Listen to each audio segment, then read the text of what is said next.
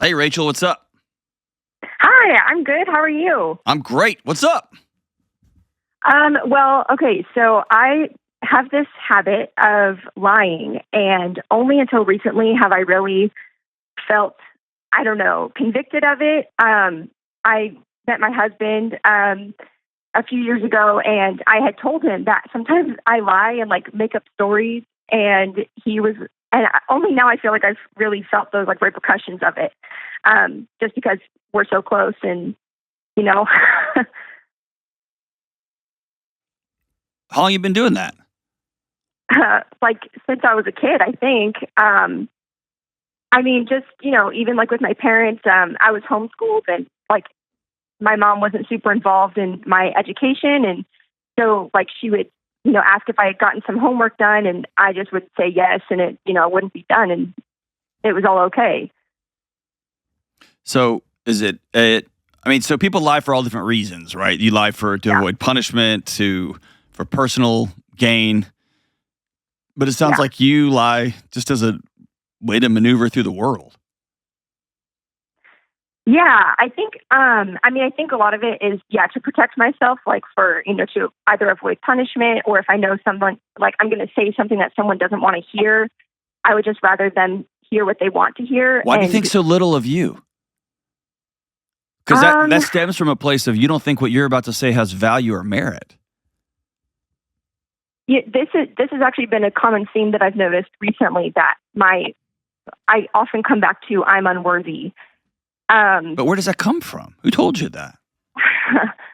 well, I I think okay, so I had this dance teacher growing up. I was trying to be a professional ballet dancer for 11 years or so, and she was pretty like she would be verbally abusive and emotionally abusive, and I think a lot of times I would like lie to her just to be like, oh yeah, I understand what you're saying, and then she would stop paying me attention. um and I think that could be where it was coming from, because then I didn't feel guilt. Like I just felt like, oh, I got out of it. hmm Have you struggled with disordered eating? Yes. When I was 17, I had a dance teacher tell me to lose weight, and that no one was going to take me seriously if I didn't. And after that, it started a few years of I don't think there was nothing diagnosable, but I just think it was disordered eating. But you know. Um, yeah. Yeah. Does anyone else know that? um, my husband does, He knows but it. He I knows think it conceptually. Does anybody else know what hell you went through from 15, 16, 17 to about 22, 23? no, just one of my friends who went through it with me. Okay. I Right now, tried I to can tell. explain Right it. now, your shoulders are up by your ears, aren't they? I want you to drop them. Yeah, I'm like shaking. I know. I know. This is what it feels like for the first time to say something out loud. Yeah, Okay. yeah. I'm sorry that somebody told you that you weren't beautiful when you were young. Thank you. And I'm sorry that somebody said you will perform for me so that I look good. And you became a tool in somebody's toolbox instead of a kid. Hmm. Yeah, And I'm yeah. sorry That's that your that's parents that's created a world possible. that was easier for you to lie, to perform, just so you could maneuver in your own home. Sorry. Thank you. Yeah, Stop, that's stop, stop, definitely stop, stop. You have to possible. sit in it. You have to sit in it. You're too good at brushing it away and moving on to the next thing. Yeah, You have to yeah. just sit in it. It sucks. Hmm. And now you have somebody that you said, I do. I'll be your ride or die for the rest of our lives. Uh-huh. And so here's what I want you to say. If you hear nothing else on this call, other than number one, you've been seen, okay? Hmm. And I could ask you 2 or 3 more questions, and I'm 99% sure that the answer would be yes. I'm not going to do that because you've said enough. Oh, you've been vulnerable enough for this, just meeting you. Hi, Rachel. Good to meet you, right? Yeah. Whew. But you told somebody I do, okay? Hmm. So the things that kept you safe in these relationships growing up are going to destroy the most important relationship in your life now. Yeah. Okay? So you have to exhale and know, both cognitively, like the actual information, the data, but also in your chest.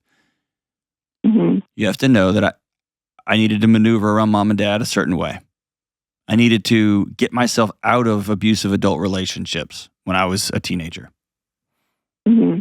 Now I'm going to have to practice on speaking my mind and letting the other person be uncomfortable, because it's not my job to make everybody comfortable in the world. Yeah. I have to double down on telling the truth, even on tiny little things, and risk temporary discomfort over long-term disintegration. Right. Yeah, I just feel like my fear with that is that I'll say the truth and it just will disintegrate anyways. Your feelings are incorrect, Rachel. Yeah. Yeah. They've served your purpose. They've kept you safe, and now they're ruining things, right? Mm-hmm. So I want you to feel it. Your feelings are still good indicators. It's kind of like having a light on your dashboard. Sometimes it's good, and sometimes it's just you have an old car. Uh-huh. And you have a sensor that's not working great. Right? Right. So I want you to feel your feelings, and then I want you to go do the next right thing. And the next right thing is telling the truth 100% of the time. You're probably going to have to overcorrect for a season. Mm-hmm. Which means when your husband says, "Do I look good in this?" you're going to have to say, "No, you don't." Yeah. That's going to be painful. Yes. When he comes down the next morning and he's like, "How was last night?" "Oh, yeah." You're going to have to say, "It was fine." Yeah. Fair? That's fair. "How was that burger I cooked for you?" "It was okay." Yeah. "Where do you want to go eat tonight?" "Not at that stupid place you always take us." Right. And I mean, I feel like a lot of times when he asks me, questions that I feel like an impulse to lie, it's almost like I do it before I even know it. That's right. And then afterwards, I'm like, oh, like I need. Then it feels even worse to have to go back and be like, hey, I was actually lying. It does. But listen, that's where the healing path is. I want you to sit down with him and say, lying kept me safe as a kid, and I'm stopping it immediately. My goal is to never lie again, and it's going to be uncomfortable for both of us for a season, because he's used to having somebody that disagrees with everything he says, right? Right. And he also probably has a marriage to somebody that he hasn't fully, I'm trying to think of the right way to say this. He hasn't fully felt you yet. Right. And he knows it too. I know. He feels that gap. And here's what's cruel. He's been blaming himself the whole time. Yeah. Because he keeps asking himself, what is it about me that makes her have to hedge the truth, that she doesn't think I can handle it, or I don't love her enough, or I'm not handsome enough, or whatever story he's backfilling. It's cruel. So the things you think are helping are burying that poor guy, and they're burying you. Yeah. And so the only path is to practice. And I know that sounds absurd, but you got to practice. But you have to, on the front end, say, I don't ever want to lie again, and so I'm going to come back and correct myself. And you're going to realize how much I'm lying. And I'm sorry, but we're going to get this thing right. Do you love me? And he'll say, of course I love you. Like, okay. And then you have to commit to 100% of the time, I'm going to circle back. And I promise you it will get easier and easier and easier over time. I also promise you, if you keep lying, you will lose a job. If you keep lying, your kids will grow up not trusting their mother. If you keep lying, you'll disintegrate your marriage. If you keep lying, under all of this, you won't trust you, Rachel. Yeah, I feel like I don't. I know you right don't. Now. And it's like walking on like a water bed. It's hard to take a firm step anywhere, right? Yeah. Yes. Yeah, because it feels like even more than I'm lying to my husband, like a lot of times I'm lying to myself. You are. And here's what's weird. All of us do it. It's like a part of, it's built into the social fabric, right?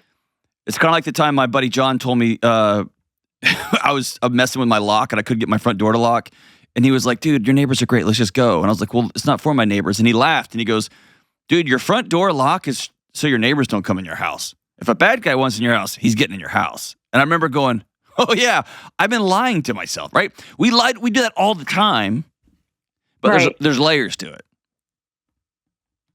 So if Yes. it's like getting in our car and driving down the road, like, yeah, I'm safe. I mean, kind of, but you're driving 80 miles an hour in a 2,000-pound metal box surrounded by other people texting and right? Like, so some of those things just keep us going, Right. but there's layers to it.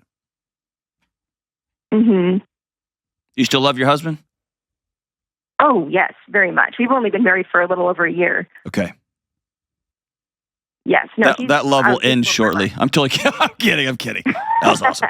All right, so here's the deal. You have to make a decision. I'm going to stop lying. And then you're going to have to go through the awkwardness and the weirdness of here's the two things I want you to do. I want you to write down every time you tell something, even the tiniest bit not true.